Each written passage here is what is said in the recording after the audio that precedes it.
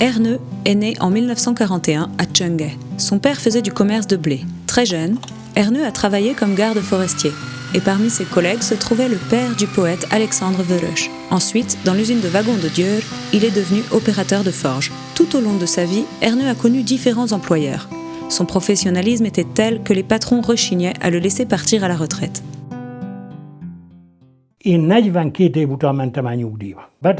Je suis parti à la retraite après 42 ans. Je n'ai même pas passé 2 mois en congé maladie en 40 ans de travail.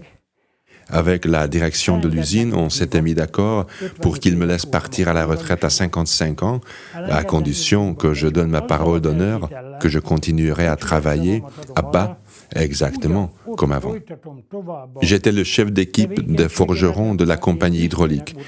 On m'a fait une énorme fête d'adieu, mais en fait, j'ai continué à bosser là-bas comme avant.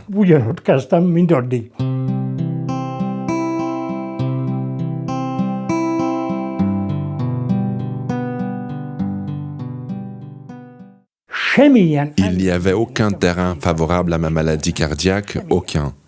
Mon père a vécu 80 ans, moi 1 mois, ma mère 78 ans, la sœur de mon père 96 ans.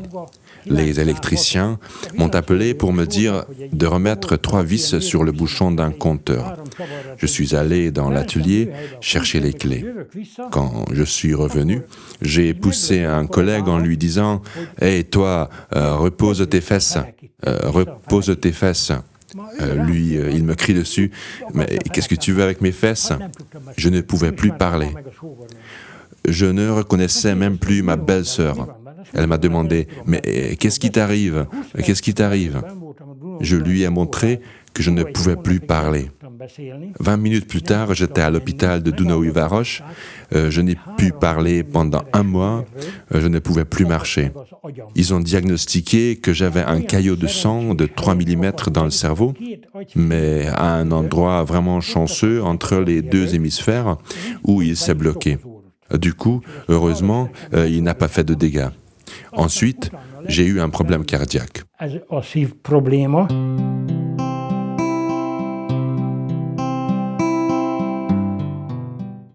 Je rentrais à la maison en voiture, mais j'ai dû m'arrêter. J'ai dit à mon fils « Viens t'asseoir à côté de moi parce que je ne me sens pas bien ». Et là, en voiture avec mon fils, je suis parti chez le médecin. Il m'a installé l'électrocardiogramme et s'est mis à crier à sa femme « Viens vite, appelle immédiatement les secours ». Le signal de l'électrocardiogramme ne donnait plus rien, juste un trait. Ils m'auraient emmené à Szeged pour m'opérer immédiatement, mais ils se sont arrêtés à Kalocsa en disant que j'étais déjà mort. Ils m'ont laissé là. Le coup de bol a été que cette nuit-là, c'était le médecin en chef du service de réanimation qui était d'astreinte. Elle a dit « C'est vrai que le signal de l'électrocardiogramme n'émet plus rien, mais le cœur vibre encore. » Ils ont fait appeler toute ma famille pour 18h30 pour leur annoncer ma mort.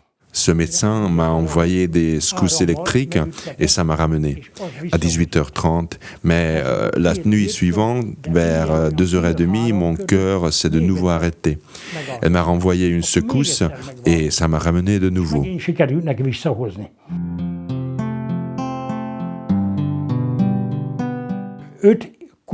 J'avais 5 rétrécissements de veines coronaires à 85, 90, 95%, mais ils ne voulaient pas m'opérer, disant que je ne survivrais pas à l'opération. C'est ainsi que j'ai atterri à Zalaegerszeg, chez le professeur Pape, qui a regardé les papiers. Lui aussi, il a dit « J'essaye, je ne vous promets rien, j'essaye ». Parce qu'il n'y avait aucune garantie, pas 10% de chance que j'y survive. J'ai été opéré le 25 août. À 8h moins le quart, ils m'ont emmené au bloc et j'en suis sorti à 17h. Le professeur a dit qu'il serait à côté de mon lit et que quand j'ouvrirais les yeux, si je survis, il me serrerait la main et m'annoncerait encore 20-25 ans. Bon, docteur, ça fait déjà 21 ans.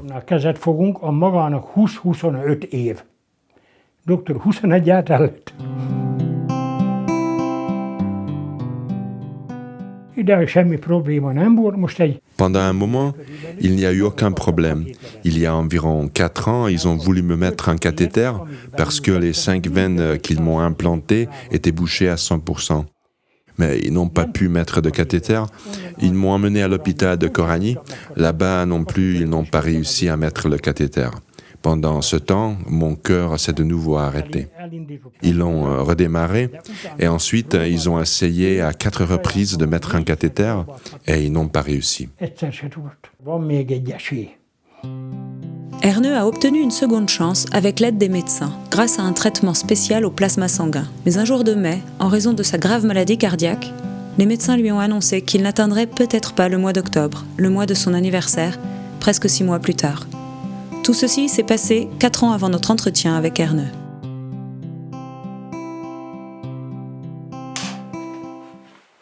Ma démarche était incertaine.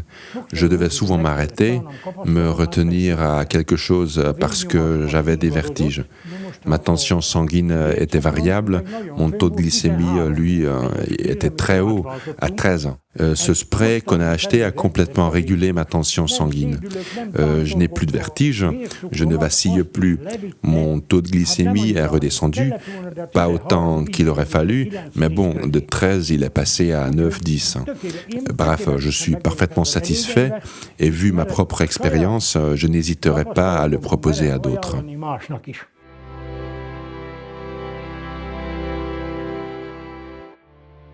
L'une des caractéristiques les plus précieuses de la proinsuline peptide C est qu'à travers le système nerveux central, elle régule le fonctionnement du cœur, la tension sanguine et, d'après plusieurs expériences, elle participe à la régénération et à la nutrition des muscles cardiaques. Jusqu'à présent, il n'existait pas de moyen de régénérer le système nerveux central.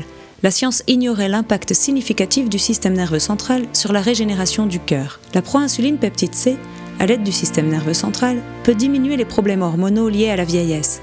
Elle peut diminuer le taux d'insuline dans l'organisme et par conséquent soulager les problèmes d'enflement de la prostate. Ils m'ont opéré de la prostate aussi, mais la nuit, je devais très souvent aller faire pipi. 4 ou 5 fois par nuit, je me réveillais à cause de ça. Depuis que j'utilise ce spray, je dors comme un loir. J'ai sorti ma bêcheuse, j'avais décidé de bêcher la vigne. J'ai dit à ma femme, regarde, même moi, j'aurais pas cru avoir encore autant de force. Tous les jours, je travaille. Tous les jours, je fais quelque chose. Avant, je n'avais pas tant de confiance en moi. Elle aussi, elle s'étonne qu'à mon âge, je travaille encore autant. J'ai un ami qui a lui aussi une maladie cardiaque, mais lui, il ne peut pas faire la moitié de ce que je fais. Il dit qu'il étouffe et tout, mais moi, j'ai tout fait parce qu'à la base de mon problème, c'est que j'ai trop peu d'oxygène dans le sang, donc moi aussi, j'ai tout fait. Je devais m'arrêter souvent, mais ce truc, je dois dire, ça m'a enlevé la moitié de cette sensation d'étouffer. Je n'étouffe plus autant.